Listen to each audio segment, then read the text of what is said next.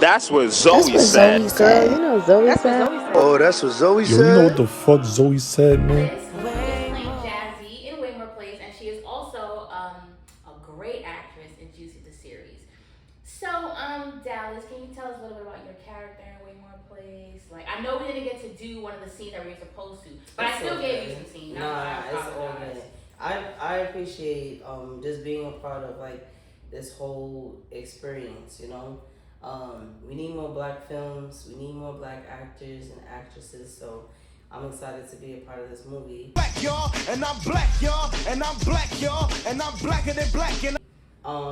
My character is Jazzy. I play one of the cousins to the Waymore crew, and basically like she's kind of just like one of those like, you know, like supportive type of cousins who's there like whenever, you know, the family like needs her any like activities, or if a person like needs to have a conversation about something.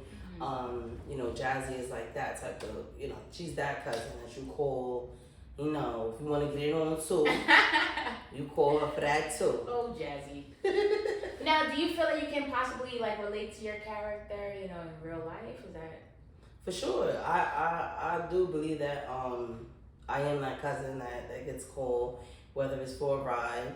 I still want gas money, even though we're related. Yeah, that gas money thing. Come on, please puff it up. So yeah, I do feel like I can relate to the character a lot. Well, that's great.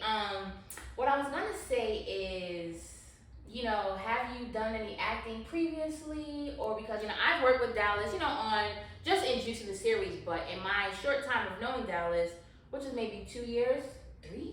Yeah, 3. 3 years. 5, yeah. You know, I didn't know her true capability as an actress, and you know, as I started sending her like more like serious scripts, I'm like, dang, she's good. You know, she's very talented. So, you know, a lot of people that I do film with aren't professional actors, you know, yet, because a lot of them, you know, have that raw talent. Like I always say, like sometimes you got it, and sometimes you don't. That just is what it is. So, yeah. Have you acted before? You know, previously? I've acted like in like videos, like music videos. Like I create like my own like stories like for my music.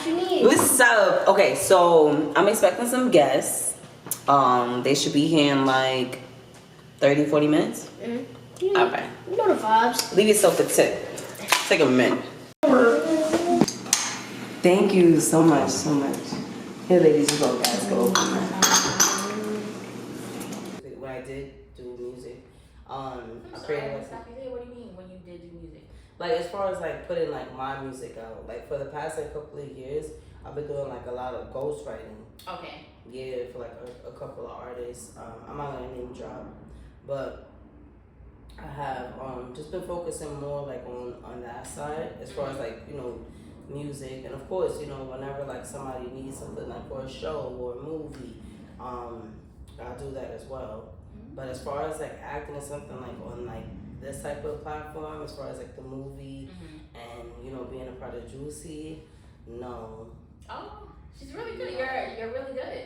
And I'm happy that you segued into music, because Dallas has also done the theme song for Juicy the series, and right now we're in a tie between Dallas's song and my song, Chris Rob, to be the theme song for Waymore Place. So, you know, it's a tough battle right now. But, you know, she's very talented in regards to creating music and acting as well. So, Dallas, can you talk to us a little bit about your creative process and making theme songs? Now, this is 2 theme songs now. You know, that's not easy to do. Like, it's hard enough to just, you know, make music that people actually want to hear. Not that nonsense for you and your homeboys. You know, so, can you talk to us about that process? Like, because you're so descriptive, you know, and it's catchy, and you know the Juicy theme song. Oh my God, people, yo, where's that song? I gotta find that song. And I tell people, you gotta watch the show. There's no way you're gonna be able to hear that song because you're unable to put it out. We're gonna talk about that after, because I would like to know how we can do that. But so tell me about your process. Number 1, writing the song for Juicy the series, and then 2, you know, writing the song for Waymore Place. With Juicy, I kind of like, I had to do like a little bit of like research. More so like on the show, on the characters. Cause I wanted to make sure that I gave I gave what it gave. Like, I had to make sure that like it was like in tune like with the characters, and then it was also in tune like with the show. Right. You get what I'm saying? I do take like it depends on like the project, but like more so it takes me about like a day or two, depending on like the vibe. With Juicy, it was just instant. I heard the beat, I loved it. It was catchy. It was like flowy. Yeah, that one was pretty easy. Waymore Place, it was the same. I had to do like research. Remember, I had yeah, she was texting me, and I'm like, wait, what is your younger brother does? Did he graduate college or high school? Like, and you're like, what is the Sunday dinner? And I'm like, okay, a little recon work. I can appreciate that, you know. So I just wanted to make sure that it was like, like perfect for the project. And and it really was. And like I said, the theme song for Juice of the series, people love that song. Oh, it's stuck in my head. Sometimes I just watch the show and I keep starting it over so I can hear the song. And that's really a great talent, to have. And then Waymore Place, nobody's heard that yet, but now I'm gonna ask my dad to send it to me so I can start, pushing that out there too. Nah, I'm not gonna lie, you and Chris Rock bodied it. Like, y'all didn't even hear my part yet. His flow on it. Oh yeah. He walked on that. Yeah. It was just, it was a breeze, and it fits. It fits. I watched the trailer like 9 times, so just I could like. I'm like, nah, he ate that. It's actually the song, the theme song, because I do music sometimes too, but I feel like when it comes to music, like for me, I really don't have a lane. I just make music for fun. And I feel like a lot of people. Oh, thank you. You're good at it. I feel like a lot of people are making music to get rich. They're not making it because it's their passion. I'm not saying I'm trying to be the next Tupac or nothing like that, but I'm saying I enjoy making music. So. I told Chris Rob, like, I want to do the theme song. That would be fun, because let's try it. So we made a bet. We're on the phone, because like throughout this whole movie process, my cast, they've been, oh, when's it coming out? Can I say it, girl? Leave me alone. So we've been speaking a lot, and we were on the phone. So I'm like, he's like, oh, get on it then, get on. I'm like, all right, let's make a bet. Whoever finished the verse first, then let's do it. And then he's like, oh, so when I win, what do I get? I said, when I win, I want oxtail pizza that is still owed to me today. I'm kind of like Tyler Perry, more so Spike Lee though. Just in the fact that I like to reuse my good people. And I was telling my dad, like, Waymore Place is one of the first projects that we had where it's like 100% good actors. Yes, of course. That's ghetto. No, it's okay. So this is the only project where it's 90% good actors. Like almost every single actor in this film is doing a fantastical job. Yes. We had a few hiccups here and there, but I'm very proud, of the project. So what I would like to know, guys, just from like the trailer and like a little question that you've asked me, so that way you can make the theme song. I'm gonna add it at the end of this interview. What do you think the movie's about based on like what you've seen in the trailer? I feel like this movie touched base on a lot of different aspects of Black families. Traditionally, you don't really see like a mother and father like staying together. You know what I mean? Like raising like their kids together. You touch base on just because children are all brought up in the same house, they don't all turn out the same way. You got one who's very prominent. She became a lawyer. You had the baby who's like in between, like the good and bad of his life. He don't know which direction that he wants to go. And then you have the attitude sister who's just like F this and F that, or whatever. It's about me. So I feel like it's. The movie went to a lot of different avenues where a lot of people are going to relate to it. Yes.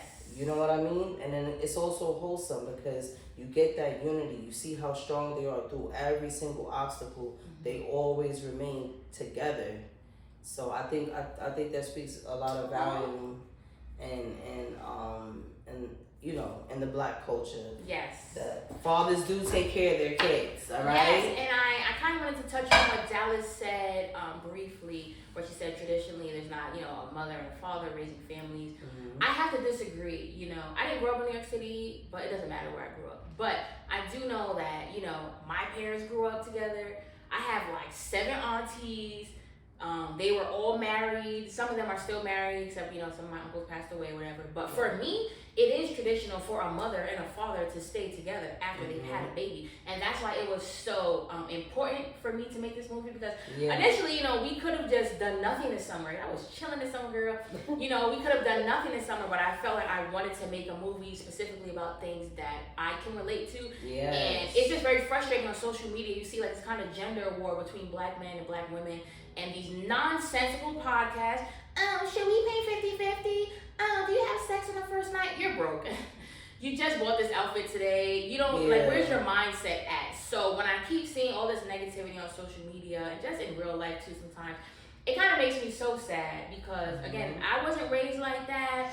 My parents were together, their parents were together. This is just what I come from. And I always tell people, totally irrelevant to this podcast, like, this is not right, and that is a contributing factor as well to Waymore Place, because and a lot of people like to say, oh, black people, this is everyone that has like that turmoil and stuff going on within their community, but it's only us on the internet, because your feed is what you like and what you see. I've been seeing white people on my feed, not on purpose though, but they fight at school too. They have bad relationships. They talk about all kinds of other crazy things too. Like I said, in the black community, too many people have this like ideology like, oh well, no, but people don't be married, and that's just not the case for a lot of people. And I feel like social media kind of keeps propelling and perpetuating this negativity that black families aren't a thing. They are a thing. I come from a strong one, and they come, so.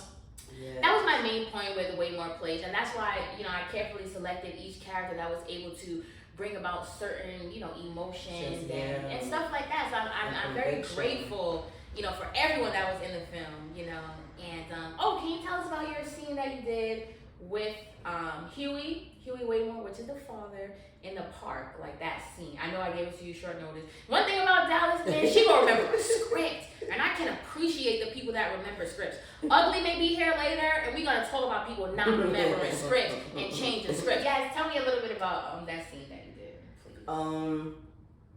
It was, improvised, so to speak, because it was supposed to be, for me, but I appreciate it. I really love the conversation. It was extremely heartfelt.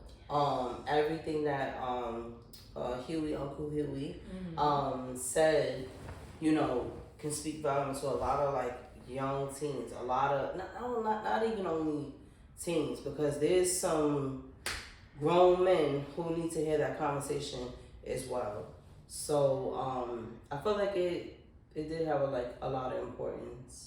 And it's gonna resonate to a lot of people who need to hear that. Oh, that's good that the actors, feel that way. Because when I write stuff, I be thinking to myself like, I know like this. I don't know where I keep hearing this phrase from, but like edutainment, because you can educate people through entertainment. When you try to teach people stuff, they don't want to hear it. But if you show them in a movie, or if you say it in a song, something that doesn't feel directly like I'm teaching you something, it'll go much further. But I want to say congratulations to Dallas, because she just recently graduated from college. Woo! Yes. Dallas. Thank you. You on your way. Guys, as you know, we're selling tickets to the movie premiere. We are trying to sell the theater out. Perfect first date. You guys can see something new together. Yes. Conversation starters. All these movie critics that be out here, you guys want to do a movie review, come out, watch the movie, support. And it's going to be a great place to network. I've invited a lot of my friends, a lot of rappers, some actors that are in other projects, stuff like that. Producers, A&Rs, like I've invited, just my friends from college, like, I feel like titles aren't really important, it's about who you are inside. So, if you guys want to come support, I do have physical tickets. You can get some from me and some of the cast, and then, or you can, order on Eventbrite, because once the tickets are sold out, it's not gonna be some, what can I? You can't unless you want to stand on someone's back. So I doubt that you ever only made a stronger. Now you sitting looking hella mad. We're family better than ours. We going hard for each other, cause we love one another. Keep it real with each other, We keep it real with each other,